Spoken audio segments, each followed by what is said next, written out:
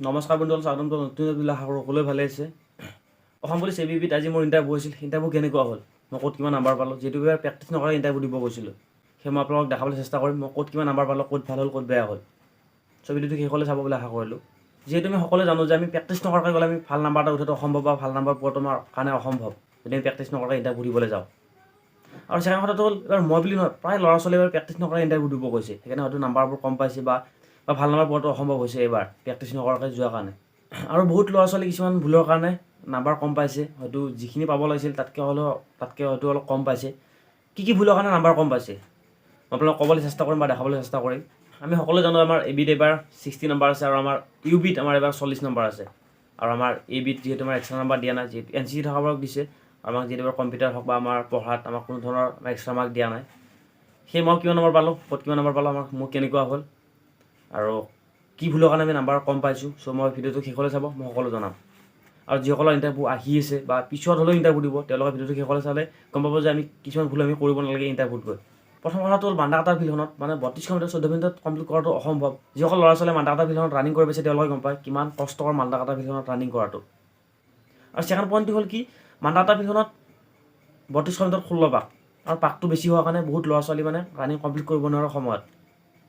আমি সকলোৱে জানো যে আমি পাক বেছি হোৱাৰ কাৰণে সময়টো বেছি লাগে। আমাৰ 10 পাকত যিখিনি সময় লাগে 16 পাকত তাতকৈ বেছি সময় লাগে।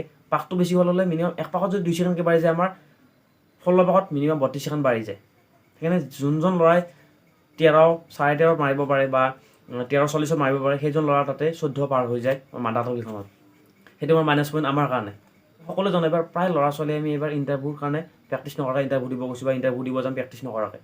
যিখিনি ল'ৰা ছোৱালীৰ সময় পাইছে বা ডেট পিছত আছে তেওঁলোকে সময় পাইছে অলপ, কিন্তু যিখিনি ল'ৰা ছোৱালীৰ মানে ৰিটাৰ্ণৰ পিছতে ফিজিকেল হৈছে তেওঁলোকে একেবাৰে সময় পোৱা নাই। যিহেতু আমাৰ 20 তাৰিখে ৰিটাৰ্ণ এক্সাম গৈছে, সেই প্ৰায় ল'ৰা ছোৱালীক মানে ফিজিকেলৰ কাৰণে প্ৰেক্টিছ কৰিব সময় নাপালে। সেই মোৰ আজি ইণ্টাৰভিউ হৈছিল, মোৰ সময় নাপালোঁ একেবাৰে প্ৰেক্টিছ কৰিবলৈ।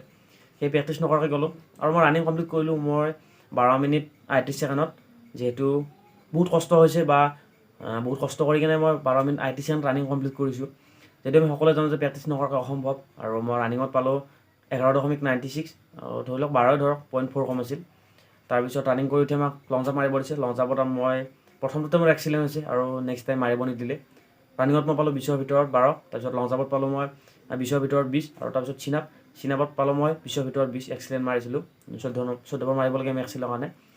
মই টোটেল ABত পালোঁ 60 ভিতৰত পালোঁ 52, আৰু UBত পালোঁ 40 ভিতৰত 32, আৰু হাই ছেকেণ্ডেৰীত ছেকেণ্ড ডিভিজন থকাৰ কাৰণে তাত 2 নম্বৰ প্লাছ হৈছে। আৰু যিহেতু আমি সকলো জানো আমাৰ ABত এবাৰ আমাৰ কোনো ধৰণৰ আমাৰ কম্পিউটাৰত হওক আমাৰ পঢ়াত হওক কোনো ধৰণৰ আমাৰ এক্সট্ৰা মাৰ্ক যোগ কৰা নাই। আমাৰ ফিজিকেল নাম্বাৰটো ধৰিছে, আৰু যিসকলে NCC আছে তেওঁলোকে পাইছে। আৰু টোটেল আহিছে আমাৰ ABত 34। যদি মই ক'ব যাওঁ প্ৰেক্টিছ নকৰাকৈ মোৰ কাৰণে এইখিনিয়ে বহুত। কাৰণ মই ঘৰৰ পৰা যাওঁতে ভাবিছিলোঁ যে ৰানিঙত কিবাকৈ সোমাব পাৰিলে হ'ল। যদি মই 14 মিনিটৰ ভিতৰত কিবাকৈ সোমাব পাৰোঁ, লং জাম্পত এক্সিলেণ্ট মাৰিবলৈ চেষ্টা কৰিম বা চিনাপত এক্সিলেণ্ট মাৰিবলৈ চেষ্টা কৰিম। সেয়ে চিনাপত এক্সিলেণ্ট মাৰিছোঁ আৰু লং জাম্পত এক্সিলেণ্ট মাৰিছোঁ। ৰানিঙত মোৰ বিশ্বাস আছিল যে মই 14 মিনিটৰ ভিতৰত সোমাব পাৰিম। প্ৰেক্টিছ নকৰিলেও মোৰ বিশ্বাস আছিল যে মই 14 মিনিটৰ ভিতৰত সোমাব পাৰিম, আৰু কষ্ট কৰিছোঁ, সেইখিনি কষ্ট কৰাৰ কাৰণে সোমাইছোঁ। আৰু এবাৰ বহুত ল'ৰা ছোৱালীয়ে আমি সকলোৱে জানো যে প্ৰেক্টিছ নকৰাৰ কাৰণে ল'ৰাবোৰে ভালকৈ পাছ কৰিব পৰা নাই, ল'ৰা ছোৱালীবোৰে আৰু ভাল নাম্বাৰ উঠাব পৰা নাই। যিহেতু 60 ভিতৰত মোৰ 52 আহিল, মই সেইখিনিতো সন্তুষ্ট হৈছোঁ। আৰু মই আপোনালোকক দেখাম মই ক'ত কিমান নাম্বাৰ পালোঁ, কাৰণ মুখেৰে ক'লেতো বিশ্বাস কৰিব নোৱাৰে সকলো কথা। সেয়ে মই আপোনালোকক দেখাম আৰু আমাৰ কি ভুলৰ কাৰণে আমি নাম্বাৰ কম পাইছোঁ। যিহেতু মই ক'লোৱে যে মান্দাকাটা ফিল্ডখনত ৰানিং কৰি উঠি লং জাম্প মাৰিবলৈ অসম্ভৱ। সেই বহুত ল'ৰা ছোৱালীয়ে এইটো ভুল কৰে যে ৰানিং কৰি উঠি পাৰিলে শুই যাব খোজে। মই কোৱা নাই যে ৰেষ্ট ল'ব নালাগে, আমি ৰানিং কৰি উঠি সকলোৱে ৰেষ্ট ল'ব লাগে, কিন্তু লং জাম্প মৰাৰ আগত আমি এনেকৈ মানে এক্সাৰচাইজ কৰিব লাগে, আমি দেহাটো বডিটো মানে হিট কৰি ৰাখিব লাগে, আমি গৰম কৰি ৰাখিব লাগে, আমি এক্সাৰচাইজ কৰি কিনে আমি দেহাটো ফ্ৰী কৰি ল'ব লাগে। আকৌ আমি সকলোৱে জানো যে আমি ৰানিং কৰাৰ আগত আমি এক্সাৰচাইজ কৰিব লাগে, আৰু আমি এক্সাৰচাইজ কৰিলে আমাৰ দেহাটো হিট হয় বা আমি এংকেলবোৰ ফ্ৰী হয়, আৰু আমি ভাল নাম্বাৰ এটা আনিব পাৰোঁ বা ভাল পাৰফৰ্মেঞ্চ এটা দেখাব পাৰোঁ ৰানিঙত। সেয়ে আমি অকল ৰানিঙত নহয়, আমি লং জাম্পতো আমি সেনেকৈ আমি লং জাম্প মৰাৰ আগত আমি দেহাটো হিট কৰি ৰাখিব লাগে, আমি এক্সাৰচাইজ কৰিব লাগে, আমি দেহাটো এংগলবোৰ ফ্ৰী কৰিব লাগে। বহুত ল'ৰা ছোৱালীয়ে কি কৰে যে ৰানিং কৰি উঠিছে শুই গৈছে, আৰু লং জাম্প মাৰা মুহূৰ্তলৈকে বহি থাকিব, মানে এক্সাৰচাইজ নকৰে। সেইকাৰণে মানে লং জাম্পত ভাল পাৰফৰ্মেঞ্চ দেখুৱাব নোৱাৰে বা ভাল মাৰ্ক এটা নাহে। নেক্সট টাইম হ'ল চিনাপ ইমান সহজ হৈছে বা নিজৰ মতে মাৰিব দিছে। এনেকুৱা নহয় যে আপ ডাউন কৈ থকা নাই, মানে আমি যেতিয়া আপ বুলি ক'ব, ডাউন হ'লে ডাউন বুলি ক'ব, আপ হ'লে আপ বুলি ক'ব, মানে নিজৰ মতে কোৱা, আমি নিজৰ মতে যেনেকৈ মাৰিছোঁ সেনেকৈ আপ ডাউন ধৰি আছে। তাৰপিছতো কিছুমান ল'ৰা ছোৱালী মানে কমপ্লিট ক্লিয়াৰ কৰিব পৰা নাই। আৰু আমি ইমান নাৰ্ভাছ হ'ব নালাগে, আমি ফ্ৰী মাইণ্ডত মাৰিব লাগে, আমি ফ্ৰী মাইণ্ডত ল'ব লাগে। আমি যিমানে নাৰ্ভাছ হ'ম আমাৰ সিমানে মানে মনটো দুৰ্বল হৈ যাব। আমি যিমান নাৰ্ভাছ হ'ম আমি মনটো দুৰ্বল হ'লে আমি মানে ভাগৰ বা আমি ভাল পাৰফৰ্মেঞ্চ এটা দেখুৱাব নোৱাৰোঁ। আৰু নেক্সট মই চিনাপৰ ওপৰত ভিডিঅ' এটা বনাম, আমি কি ভুল কৰিব নালাগে, আমি কেনেকৈ মাৰিব লাগিব চিনাপত এক্সিলেণ্ট আনিব হ'লে। মই এতিয়া দেখাম আপোনালোকক মই ক'ত কিমান নাম্বাৰ পালোঁ। এইখনে মোৰ ৰান slip, state level police recruitment board Assam, আৰু ইয়াত মোৰ নামটো আছে কংকন দাস।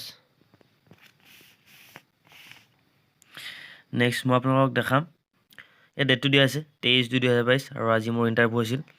সেয়ে মই আপোনালোকক দেখাবলৈ চেষ্টা কৰিম। মই প্ৰথমতে ষ্টেজ হৈছে নৰ্মেল মোৰ 82 পইণ্ট, তাৰপিছত মোৰ এক্সপেক্টেড মোৰ ফুল আউট হৈছে 91.70, তাত কোৱালিফাই। তাৰপিছত নেক্সট হৈছে প্ৰথম ৰানিং আমাৰ 32 মিটাৰ, মোৰ সময় লৈছে 12 মিনিট 38 ছেকেণ্ড, আৰু মোক মাৰ্ক দিছে 11.96।